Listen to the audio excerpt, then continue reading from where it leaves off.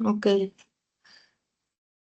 Buenas tardes. Vamos a platicar del siguiente tema de inmunología, el cual es características físico-químicas de antígenos, inmunógenos e inmunoglobulinas. Mi nombre es Ángela Benítez Santos y pues como introducción vamos a platicar un poco de las definiciones de estos. El antígeno, pues sabemos que es esa molécula que puede ser reconocida por el sistema inmunitario, ya sea por un anticuerpo o algún receptor T. Y como definición tenemos que son sustancias que pueden unirse a los receptores de células inmunitarias o a anticuerpos. No todos los antígenos inducen una respuesta inmunitaria por sí solos. Los antígenos, un ejemplo de ellos es que pueden ser algunas proteínas virales, algún polisacárido bacteriano, alguna toxina. Y entre sus características físico-químicas, hablando del tamaño, estas son moléculas grandes. Su estructura química comúnmente pueden ser proteínas, polisacáridos e incluso pueden ser algunos lípidos. La complejidad, esta es una estructura compleja porque puede ser más antigénica. Es extraña porque cuanto más extraña sea la sustancia en el organismo, más antigénica puede ser. Otra definición son los inmunógenos. Este es un subtipo del antígeno que además de unirse al sistema inmunitario, son capaces de inducir una respuesta inmunitaria. Este puede ser como la proteína del COVID, que esta es inmunógena porque después se pueden producir los anticuerpos. Y como dato importante es que todos los inmunógenos son antígenos, pero no todos los antígenos pueden ser inmunógenos.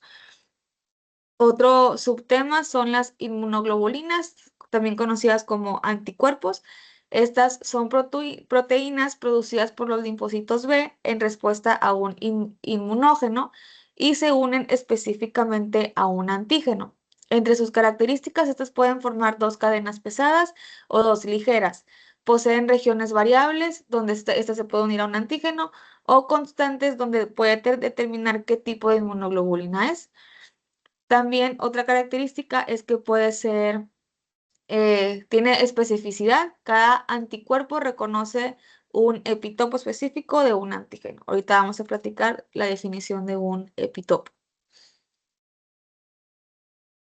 Entonces, ¿cuáles son las diferencias entre todas las características o como datos que hay sobre este tema? En sí, pues la definición del antígeno, ahorita ya la platicamos, pero es esa sustancia que se une a un anticuerpo o a un receptor. Inmunógeno, también lo platicamos, es ese subtipo del antígeno que es capaz de inducir a una respuesta inmune, que este puede generar pues, varios anticuerpos. El epitopo, este es el determinante del antígeno. El epitopo es la región específica del antígeno que es reconocida por un anticuerpo o incluso alguna receptor de alguna célula T. El epitopo incluso puede ser lineal o puede ser conformacional. Lineal porque tiene una secuencia continua de aminoácidos y conformacional porque depende de una estructura en 3D. El apteno, esta es una molécula pequeña que por sí sola no induce una respuesta inmune, pero sí cuando se une a una proteína que esta es portadora. Eh, otra definición son los adyuvantes. Es la sustancia que se añade a un inmunógeno para potenciar la respuesta inmunitaria. Y la antigenicidad es la capacidad de un antígeno de ser reconocido por el sistema inmune, por anticuerpos o por los linfocitos. Cuando hay antigenicidad, esta no implica necesariamente la capacidad de inducir respuestas. Y cuando es un adyuvante, esta no es inmunógena sola. ¿Qué relación tienen una con las otras? Los antígenos, estos pueden ser inmunógenos o no, y contienen epitopos. El inmunógeno, todos los inmunógenos siempre van a ser un antígeno y estos necesitan cierta complejidad y tamaño. El epitopo, los múltiples epitopos pueden estar presentes en un solo antígeno. El apteno se convierte en inmunógeno al combinarse con un portador. El adyuvante, este no es antigénico, pero aumenta la inmunogenicidad del inmunógeno. Y la antigenicidad es que no implica necesariamente una respuesta inmune activa, sino que es lo mismo que inmunogenicidad. Y así como datos, tenemos que el sistema inmune puede reconocer los epitopos en un solo antígeno. El inmunógeno es un tipo de antígeno, como se platicó anteriormente, que este sí induce una respuesta, no como el antígeno por sí solo. El apteno ocupa de unirse a una proteína para que éste se pueda volver en un inmunógeno. Los ayudantes ayudan a que los inmunógenos generen una mejor respuesta y las inmunoglobulinas reconocen los epitopos específicos de cada antígeno. Ahora, la clasificación de los antígenos. Los antígenos se pueden clasificar por su estructura química, dependiendo del timo, si y hay maduración de los linfocitos T, si es dependiente, si es independiente. Su origen también es otra clasificación, si estos son exógenos o son endógenos. El primer subgrupo, que es según su estructura química, estos pueden ser eh, proteínas, polisacáridos, lípidos y ácidos nucleicos. Proteínas son los antígenos que tienen más inmunogénicos. Esta tienen una alta inmunogenicidad, tal cual. Un ejemplo de ellas pueden ser toxinas o proteínas virales. Los polisacáridos también tienen inmunogénicos, pero es más moderada la respuesta. Estas es menos que lo que son las proteínas y un ejemplo de ellos pueden ser las cápsulas bacterianas, los lípidos y los ácidos nucleicos. De hecho, los lípidos tienen un poco más de inmunogénicos que los ácidos nucleicos. Los ácidos nucleicos en sí tienen muy baja inmunogenicidad, al menos que estas estén conjugadas con las proteínas. Casi siempre están como que en conjunto con ellas. En condiciones normales, los ácidos nucleicos no pueden ser inmunógenos. Otra clasificación es dependiendo de la maduración que hay de los linfocitos T, dependencia tímica también se le puede conocer. Si son timodependientes, estos necesitan la colaboración de los linfocitos T para que el linfocito B pueda producir anticuerpos. En sí, los timodependientes activan la respuesta humoral de memoria, producen memoria inmunológica, son proteínas. Los timoindependientes activan directamente los linfocitos B sin que tengan ayuda de los linfocitos T. Estos suelen ser polisacáridos o lípidos repetitivos y no generan memoria inmunológica duradera. Y según su origen, puede ser tal cual su nombre lo dice, exógeno, perdón, o endógeno. Exógeno si provienen del exterior del organismo, como alguna bacteria, algún virus, algún alérgeno, o si son endógenos que se originen dentro del cuerpo, como alguna proteína que esté alterada o algún antígeno tumoral. Los tipos específicos de los antígenos pueden ser antígenos homólogos o halógenos, que son antígenos de individuos de la misma especie, pero genéticamente diferentes. Si es un antígeno halogénico, este proviene de otro individuo, pero de la misma especie. Si es heterólogo o otro nombre que es xenógeno, este se produce de una especie diferente. Si es un isoantígeno, es un antígeno presente en algunos miembros de una especie, pero no en todos. Si es isogénico, es entre individuos genéticamente idénticos, como gemelos monocigóticos. Si es autoantígeno, es un componente del propio cuerpo que es reconocido erróneamente como extraño. Si es telerógeno, es un antígeno que proviene de la misma especie, pero de otra población diferente. Si es alerógeno, es una sustancia que puede inducir una respuesta alérgica. Si es un antígeno tumoral, que son antígenos expresados por células tumorales, pueden ser únicos o sobreexpresados. Y si es un superantígeno, son moléculas que se activan de forma mastífica y no específica en los linfocitos T, que causan una respuesta muy exagerada. Aquí tenemos otra definición un poco más corta y algunos ejemplos. Si es homológeno, ya dijimos misma especie, un ejemplo, el grupo sanguíneo. Si es halógeno, que es genéticamente diferente, pero de la misma especie, son los trasplantes. Si es xenógeno, un ejemplo, las válvulas cardíacas porcinas. Si es isoantígeno, puede ser el RH en sangre. Si es isogénico, como son genéticamente idénticos, tienen que ser gemelos monocigóticos. Si es autoantígeno, un ejemplo es el ADN en lupus. Telerógeno, un ejemplo, bacteria o virus, porque es un antígeno extraño al organismo. Alerógeno es el que produce la alergia, como el polen, como los ácaros. Tumulares, tal cual, pues cáncer de mama. Y superantígenos, que es esa respuesta exagerada, puede ser la toxina de toxino, como el Streptococcus aureus. Ahora, hablando sobre la relación que tenemos entre la complejidad estructural del antígeno e inmunogenicidad, pues la inmunogenicidad es la capacidad de un antígeno para inducir una respuesta inmune, es decir, activa los linfocitos y genera los anticuerpos. Si hay mayor complejidad, hay mayor inmunogenicidad, pero todo depende del tamaño de la molécula, de la capacidad estructural, de la extrañeza, la degradabilidad o incluso alguna vía de administración en donde se contuvo este. Si son antígenos más grandes y con estructuras más complejas, tienen más epitopos distintos. Y si hay más epitopos distintos, permite que más tipos de linfocitos lo puedan reconocer, aumentando la respuesta inmune. Otro punto es la diversidad estructural, como les platicaba ahorita, que hay muchos antígenos con muchos epitopos diferentes y el reconocimiento puede ser más eficaz.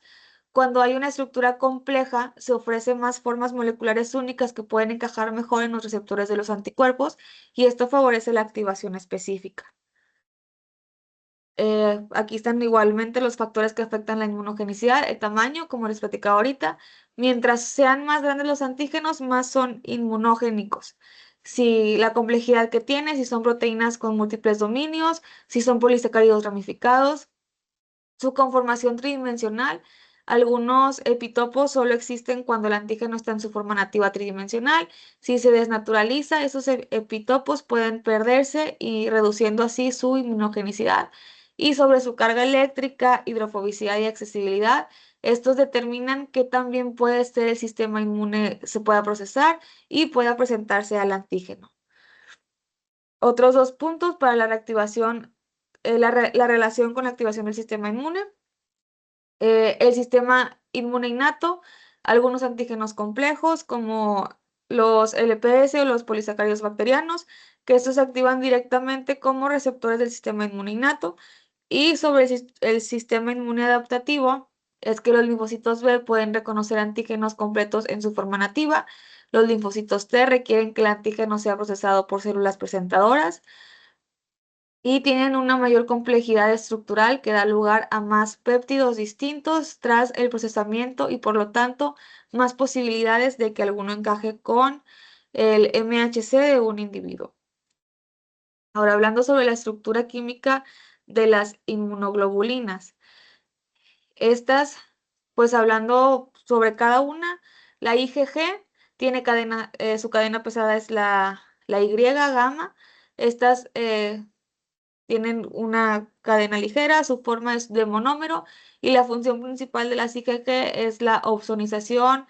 Esta puede atravesar la placenta, la neutralización y la activación del complemento. La IgA, su cadena pesada es el alfa. Su forma es un monómero o un dímero y sus funciones principales es la inmunidad de mucosas. La IgM, su cadena pesada es la mu, su forma es pentámero y la función principal es primera respuesta y activa el complemento. La IgE, la cadena pesada, la forma de la E es epsilon, epsilon, no sé cómo se pronuncia. Su forma es un monómero y la función principal es que está en las alergias y la defensa antiparasitaria. Y la IgD, que es la delta, también tiene forma de monómero y su función principal es el marcador de la maduración de los linfocitos B. Aquí tenemos también sus estructuras químicas, cómo eh, se pueden distinguir entre unas de otras, la conexión que tienen, los componentes, la forma de monómero tal cual, la forma del el pentámero que tiene la IgM, y así.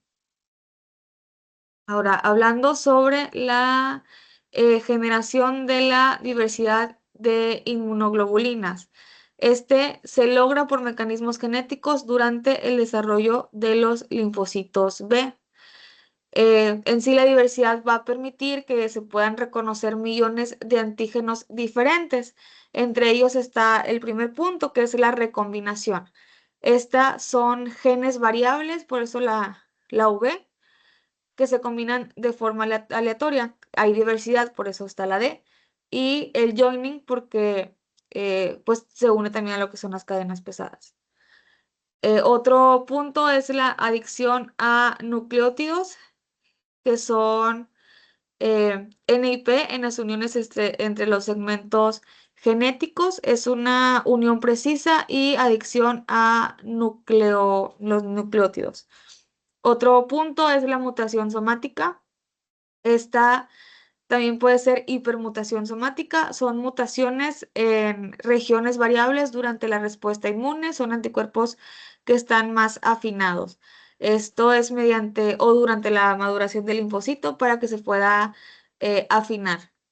Otro punto es el cambio de clase, el switch o switching. También en otros lados se le puede conocer así. Es cuando se cambia la región constante, se cambia, o sea, el linfocito cambia de producir IgM a otro tipo, ya sea IgG o IgA. Y este proceso da lugar a millones de anticuerpos distintos que son capaces de reconocer casi cualquier antígeno. Ahora, la relación estructura y función de las inmunoglobulinas en algunas enfermedades. Las inmunoglobulinas, ya vimos cuáles son las estructuras, cuáles son sus funciones básicas, pero sobre las enfermedades que están asociadas, volvemos a tocar un poquito el tema anterior. La IgG, sus enfermedades asociadas, el lupus, la artritis reumatoide, el IgA está asociada con la enfermedad celíaca, la deficiencia selectiva de IgA, porque tal cual está en lo que es la defensa de las mucosas. La IgM está una enfermedad asociada, es la macrobulinemia de Waldenström. La IgE, la enfermedad asociada, puede ser el asma, la rinitis o la anafixia, porque su función es la activación de los mastocitos. Y la IgD, como su función es la regulación de linfocitos B, las enfermedades que pueden estar asociadas, posible papel en alguna enfermedad autoinmune. Ahora, la relación estructural y función de las inmunoglobulinas y las enfermedades asociadas, igual a lo que estamos platicando ahorita. La IgG tiene alta afinidad, atraviesa placenta, activación de complemento, deficiencia, infecciones bacterianas recurrentes, sinusitis, otitis. La IgA presenta en secreciones, lágrimas, saliva, leche materna. Esta es resistente a enzimas digestivas, deficiencia más común, como infecciones respiratorias, digestivas o alérgicas. IgM es la primera en aparecer en infecciones, tiene gran tamaño, está limitada a compartimentos intravasculares, elevación de infecciones agudas. La IgE se une a receptores en mastocitos de granulación, histamina, está asociada al asma, la rinitis, anafilaxia y urticaria. Está aumentada en infecciones parasitarias. La IgD funciona aún poco clara en membrana de linfocitos B vírgenes y se asocia en enfermedades linfoproliferativas. Y bueno, muchas gracias por su atención. Vamos con las preguntas. La, la primera, ¿qué término se refiere a una molécula que puede unirse a un anticuerpo pero no induce una respuesta inmune por sí sola? Es el apteno. La número 2. ¿Qué parte del antígeno es reconocida específicamente por un anticuerpo o receptor de linfocitos? El epitopo. ¿Qué tipo de antígeno proviene de la misma especie pero es genéticamente diferente? El halógeno. ¿Cuál de los siguientes es un ejemplo de antígeno timo independiente? Los polisacáridos bacterianos. ¿Qué característica de un antígeno aumenta su capacidad de inducir una respuesta inmune? La complejidad estructural. ¿Qué región de la inmunoglobulina determina su especificidad antigénica? La región variable. ¿Cuál de las siguientes inmunoglobulinas existe principalmente como pentámero? La IgM. ¿Qué mecanismo contribuye principalmente a la diversidad de anticuerpos? La recombinación genética de segmentos B, D y J. ¿Qué inmunoglobulina está asociada con reacciones alérgicas y defensa contra parásitos? La IgE. ¿Qué tipo de inmunoglobulina puede atravesar la placenta y proporcionar inmunidad al feto? La IgG. Y listo, ya sería todo. Muchas gracias.